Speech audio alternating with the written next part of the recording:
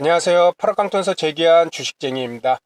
우리 선생님들도 주식 투자를 할 시 이 경험이 매우 중요하다는 생각을 갖고 계실 것입니다.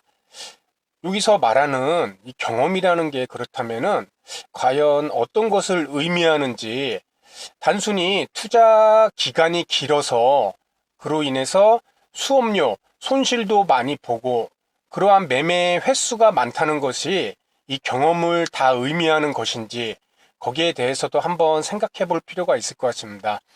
제가 생각할 때 주식 투자로 인한 경험이라는 것은 아마도 동일한 현상을 보고도 그 현상 속에서 폭과 깊이를, 그러니까는 다양한 분석할 수 있는 다양한 기준들을 찾아내고 그 기준들을 활용해서 보다 확률적으로 상승할 수 있는 그런 종목들을 선정하는 그런 안목을 갖는 것이 아마 경험이라고 우리는 얘기할 수 있을 것 같습니다.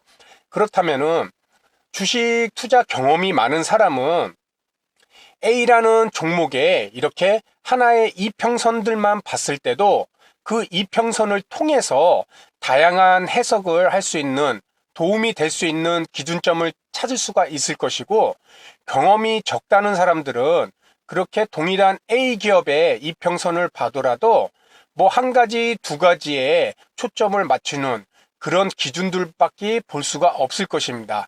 그렇다면은 다시 얘기해서 경험이 짧더라도 그런 하나의 현상을 보고 다양한 관점을 가질 수 있는 그런 노력을 계속 빠른 시간 내에 한다 그러면은 경험이 많은 사람들과 유사한 그런 매매 스킬을 가질 수 있다는 얘기도 될 것입니다. 그래서 오늘은 하나의 우리가 차트를 볼 때 매우 중요하게 보는 항목인 이 이평선을 통해서 우리가 어떠한 유의미한 해석을 할 수 있는지, 그런 기준들, 다양한 기준들에 대해서 알아보고 그러한 기준들을 매매 시 어떻게 활용해야 되는지, 거기에 대해서 말씀을 드리도록 하겠습니다. 아마 경험이 많으신 분들은 이런 이평선들을 통해서 오늘 말씀드린 내용을 이미 다 이평선들을 보자마자 활용하시는 분들이 계실 것이고, 그리고 경험의 차이에 따라서 한두 가지, 두세 가지 이렇게 일부 보지 못하는 부분도 분명히 있을 것입니다. 그래서 오늘은 이 이평선들을 통해서 우리가 최소한으로 파악해야 되는, 투자 시 파악해야 되는 이 기준들을 하나씩 알아보도록 하겠습니다. 먼저 가장 대표적인 것이 이 이평선, 5일선, 21선, 121선, 이런 단기, 중기, 장기 이평선들의 이런 위치를 통해서 우리는 이 종목이 상승 추세에 있다, 하락 추세에 있다, 정배열에 있다, 역배열에 있다, 이런 것을 가장 기본적으로 먼저 파악을 하실 수가 있을 것입니다. 먼저 예시로 보는 종목은 이 삼성전자 주가인데요. 주봉을 보면은 이렇게 주가가 횡보를 하다가 단기 이평선인 5일선이 21선을 올라가고, 다시 5일선과 21선 단기 이평선이 중기 이평선인 61선과 121선 위로 올라가고, 그리고 단기, 중기 이평선들이 장기 이평선인 241, 361, 481, 541, 이런 장기 이평선들을 올라타고 주가가 움직이는 모습을 볼 수가 있을 것입니다. 이럴 때 우리는 이 삼성전자가 횡보해서 상승 추세로 반전을 했다고 우리는 얘기를 하고, 이러한 이평선들의 모습을 보고 우리는 정배열이라고 얘기를 하고 있습니다. 단순히 이평선들, 중기 이평선이 장기 이평선 위로 올라가고 단기 이평선이 장기, 중기 이평선 위로 올라간 이 모습만 보고 우리는 상승 추세다, 하락 추세다, 이렇게 공식적으로 이해하기보다는 이런 단기 이평선들이 중기나 장기 이평선들을 뛰어넘었다는 것은 우리가 여기에서 한 가지 의미를 부여를 해야 될 것입니다. 그것은 5일선이라는 것은, 예전에 영상에도 말씀드렸지만은 5일선이라는 것은 당일을 포함해서 최근 5일 동안에 종가를 더해서 나누기 5를 한 것일 것입니다. 그리고 21선은 당연히 20일간의 종가를 더해서 나누기 20, 60, 120, 240일도 이러한 지점에 의해서 선을 연결한 것이 이평선인데, 먼저 5일선이라는 것은 5일 동안에 그 종목을 매수한 사람들, 이 사람들이 21선을 넘어섰다는 것은 5일선과 25일선에 매수한 그 매수자들이 다 수익 구간에 있다는 것입니다. 그렇죠? 주가가 5일선을 넘고 위에 있다는 것은 5일 동안 매수한 자들, 보유한 자들 다 수익권에 있다는 것이고, 다시 말해서 5일선이 21선을 넘고 21선이 61선을 넘고 이렇게 정배열 구간으로 들어간다는 것은 각각 이평선들의 일수에 해당되는 날만큼 거기에서 매수한 사람들이 다 수익권으로 들어간다는 얘기입니다. 그래서 쉽게 얘기해서 240일이라는 장기 이평선에서 평균적으로 매수한 사람들, 그리고 120, 60, 20일에서 평균적으로 매수한 사람들이 이렇게 우상향, 정배열, 그리고 상승 추세로 주가가 위치할 때에는 모두가 다 수익권이기 때문에 그 종목이 계속해서 상승을 쉽게 할 수 있다는 것입니다.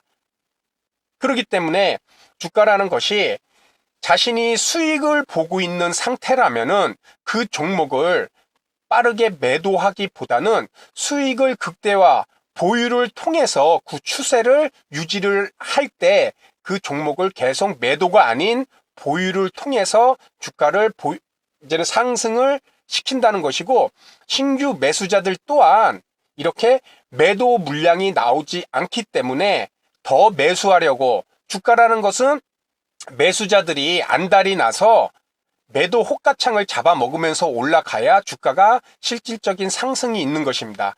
밑으로 받쳐놓고 떨어지는 물량 받아봐야 주가는 계속 점진적 하락을 이루는 것이죠.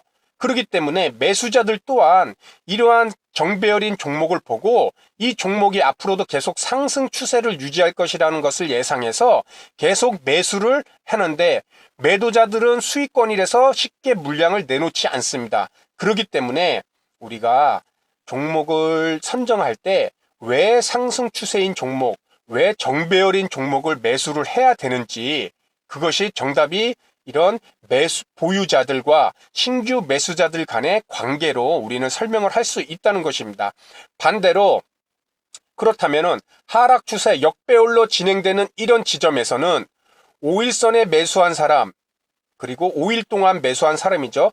20일 동안 매수한 사람, 이런 종목 이평선들이 역배열로 이루어진다는 것은 다 그 날수에 5일선이 21선을 하향 돌파하면은 5일 동안에 산 사람들 또한 다 손해를 보고 있다는 것이고, 21선이 주가가 21선 이하로 내려간다는 것은 20일 동안 매수한 사람들이 다 손실을 보는 그런 위치에 있다는 것이고, 61선, 120, 240일 이평선을 주가가 다 뚫고 하향한다는 것은 그 기간 동안에 평균 매수한 사람들이 다 손실을 본다는 것입니다.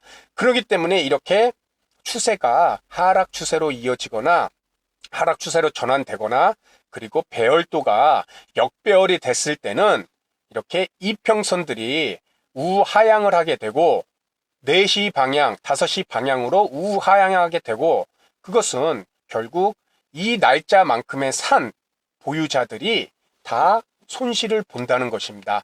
그렇기 때문에 매도하려는 자들이 많아지게 되고, 매수하려는 사람들 또한 주가가 이렇게 역배열이기 때문에 보다 낮은 가격에 매수를 하기 위해서 호가창에 매도 호가창을 먹으면서 올라가야 주가가 오르는데, 그렇지 않고 저점 부위에 계속 물량만 대놓고 있다는 것입니다. 이렇게 됐을 때 주가는 점진적 하락을 나타날 수밖에 없다는 것이고요. 그렇기 때문에 우리가 이평선들, 이 단기, 중기, 장기 이평선들의 추세, 상승 추세, 하락 추세, 정배열, 역배열, 이런 이평선들을 통해서 반드시 이런 모습, 추세를 확실히 배열도와 함께 확인을 해야 된다는 것이 가장 기본적인 내용입니다. 다음으로는 이런 이평선들이 지지와 저항선의 역할을 우리가 할 수 있다는 것. 이것은 아마 가장 기본적인 내용일 것입니다. 먼저 이런 지지와 저항선, 이평선들을 통한 지지와 저항선을 통해서 매매 시점을 잡는 것이 가장 기본적으로 저도 그렇고 우리 선생님들도 그렇고 일반 개인 투자자분들이 가장 많이 하는 매수 시점이자 매도 시점일 것입니다. 이것은 중요한 속성이 21선을 예를 들면은 이렇게 검은색 라인이 21선입니다. 21선이 이렇게 지지를 받는 이런 지점들에서 우리 시장 참여자들은 이 개인 투자자뿐만 아니라 외국인이나 기관들 또한 이렇게 이평선에 지지되는 부분을 보고 매매를 할 수밖에 없습니다. 그 이유는 이런 이평선들의 이런 지점에서 누군가가 우리가 예전에도 말씀드렸지만 이 지점에서 다 함께 매수를 하자 이런 신호는 없습니다. 하지만 시장 참여자들 모두는 이런 중요한 이평선 부근에서 우리가 암묵적으로 동의를 하고 있다는 이 지점에서 지지를 받고 이 지점에서 이젠 상승을 할 수 있겠구나. 대다수가 그렇게 상승을 한다면은 주가의 속성상 많은 사람들, 자금을 크게 가진 자들이 매수를 하는 지점이 곧 상승 출발 지점이 될 것입니다. 그렇기 때문에 이런 이평선을 통해서 이렇게 지지점, 그리고 그와 반대로 이렇게 저항점, 이런 지지와 저항의 역할을 하는 이런 부위로서 우리는 이평선을 통해 활용을 할 수가 있을 것입니다. 이것은 매우 기본적이고 기초적인 내용이지만은 우리가 이런 지점에서 왜 상승과 하락이 나오는지 그것은 시장 참여자들 대다수가 암묵적인 합의에 의해서 이평선을 모두가 활용을 하고 있다. 그렇게 이해를 하시면 될 것 같습니다. 다음 세 번째는 연관성 교차 분석입니다. 이것도 우리 선생님들을 잘 아시다시피 골든 크로스와 데드 크로스라는 의미를 쉽게 적용해 보면 될 텐데요. 이렇게 단기, 중기, 장기 이평선들의 교차 의미는 아까 말씀드렸듯이 5일선이 예를 들어 5일선이 21선을 골든 크로스한다, 뛰어넘는다는 것은 5일선에 매수한 그 5일 동안에 매수한 사람들이 20일 동안 매수한 사람들의 그 평균 가격을 뛰어넘는다는 것입니다. 그 얘기는 20일 동안 매수한 사람들도 당연히 주가가 5일선이 21선을 뛰어넘었으니까는 수익권인 것이고, 그리고 5일 동안 매수한 사람, 5일 이평선, 그것 위치가 주가가 상승을 할 때에는 5일 동안 매수한 사람들도 수익권이라는 것입니다. 그렇기 때문에 5일선이 21선을 골든 크로스를 내던 21선이 61선을 골든 크로스를 내던 그 보유자와 신규 매수자들 간의 수익권이라는 구간, 그렇기 때문에 그 종목은 매도 물량이 적게 나타나고 매수하려는 자는 많기 때문에 수익을 얻을 수 있다는 것입니다. 이에 반해 데드 크로스라고 그러죠. 그와 반대로 5일선이 예를 들어 21선을 우하향 뚫고 내려간다는 것, 주가가 5일선과 21선 아래에 위치한다는 것은 5일 동안 매수한 사람, 20일 동안 매수한 사람 다 손실 구간에 들어간다는 것이고, 이때는 매도세가 어떻게든지 손절 물량이 나오던 그런 매도세가 강해지기 때문에 우리는 이런 데드크로스 난 종목은 피해야 한다. 그래서 이런 이평선들의 연관성, 교차에 관련된 내용도 우리는 꼭 확인을 해야 될 것입니다. 다음으로는 네 번째는 이평선들의 수렴, 밀집이죠. 밀집과 확산도, 이격에 대한 분석도 우리는 이평선을 통해 꼭 해야 된다는 것입니다. 이평선은 특정 기간의 단순한 가격 평균, 아까 얘기했듯이 5일 동안의 종가를 나누기 5하는 게 5일선인데 그런 공식적인 내용으로 이해를 하기보다는 각 이평선의 흐름의 의미, 그것은 주봉을 한번 보도록 하겠습니다. 주가가 이렇게 상승과 하락을 이어져 오다가 이평선들이 일정 부분에서 수렴하는 모습을 보입니다. 이렇게 차트를 한번 보겠습니다. 2018년 삼성전자는 5월부터 이렇게 하락 추세를 이어져 오고 있습니다. 당연히 이평선들 또한 우하향, 그렇죠? 4시, 5시 방향으로 이렇게 이평선들이 우하향을 하는데, 이러한 이평선들을 이제 밀집시키는 부분이 나타나게 됩니다. 그 부분이 바로 이 부분이 되겠죠. 거의 9개월, 10개월 동안에 이렇게 주가가 횡보를 함과 동시에 각 이평선들은 우하향에서 횡보로, 다시 말해서 이 부위, 대다수 이평선들이 밀집된 구간, 수렴을 한 거죠. 하락에서 이평선들이 밀집한 구간, 이 부분에 이르게 되면은 이제 주가라는 것이 방향성을 결국 잡게 되는데, 우리가 이동평균선을 통해서 이 종목에 대해서 분석을 할 때에는 이와 함께 당연히 이평선들을 통해서 이평선들이 우하향, 거기서 횡보를 통해서 밀집되는 이런 부위를 항상 체크를 해야 된다는 것입니다. 주가라는 것은 하락과 횡보, 밀집, 그리고 확산, 이제 상승 추세. 그래서 이 삼성전자 같은 경우도 올해 이제는 8월 달부터 이제 이평선들이 밀집 이후에 이제는 확산이 되면서 이렇게 주가가 상승을 하는 모습을 보이는데요. 주가가 이렇게 크게 단기간에 상승을 하다 보면은 이렇게 이격도라는 개념을 적용을 해서 21선과 5일선이 이렇게 크게 벌어지게 됩니다. 그렇죠?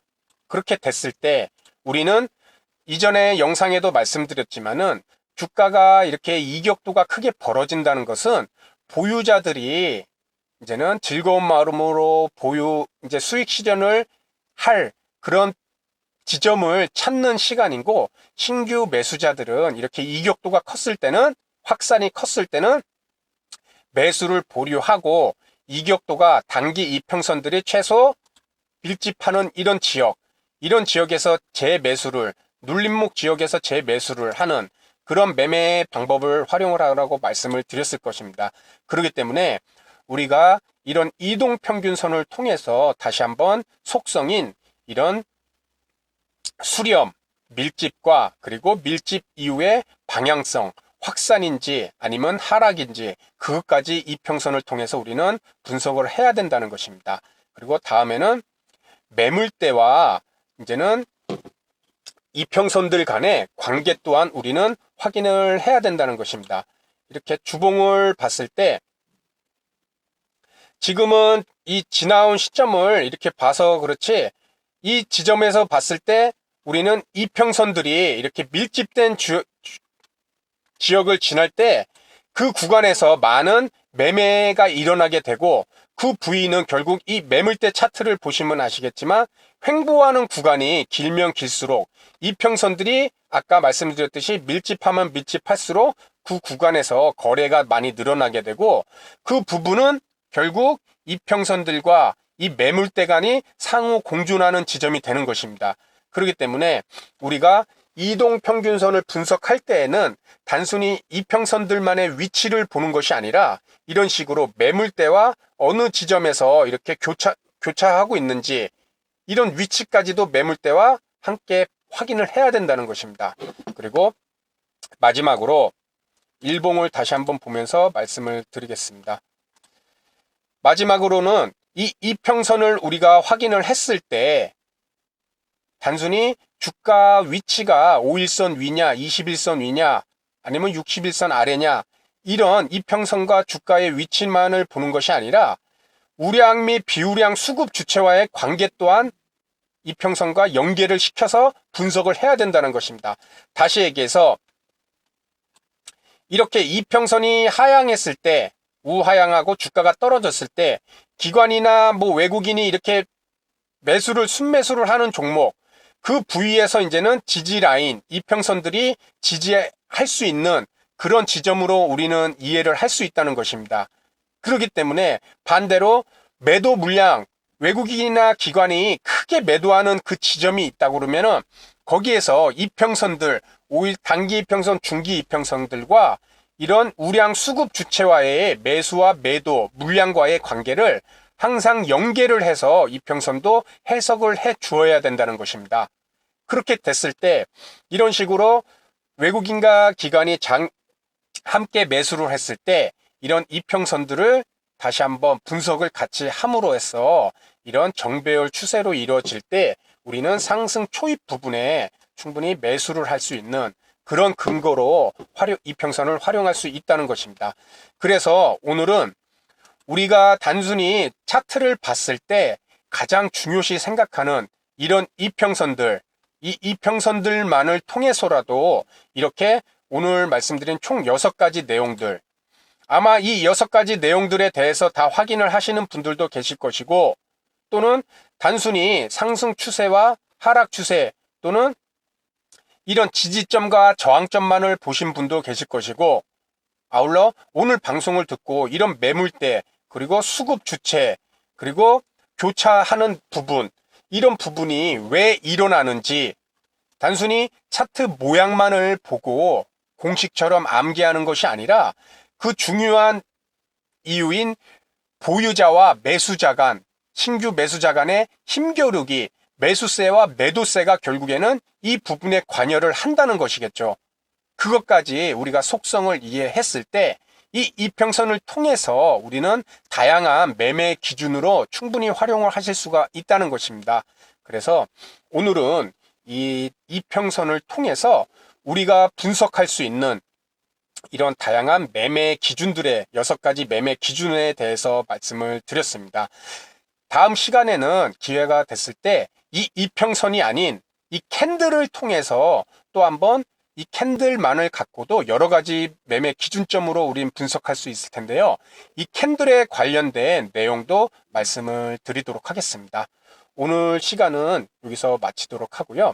다음 시간에도 보다 도움이 될 수 있는 내용으로 선생님들께 인사를 드리도록 하겠습니다. 감사합니다.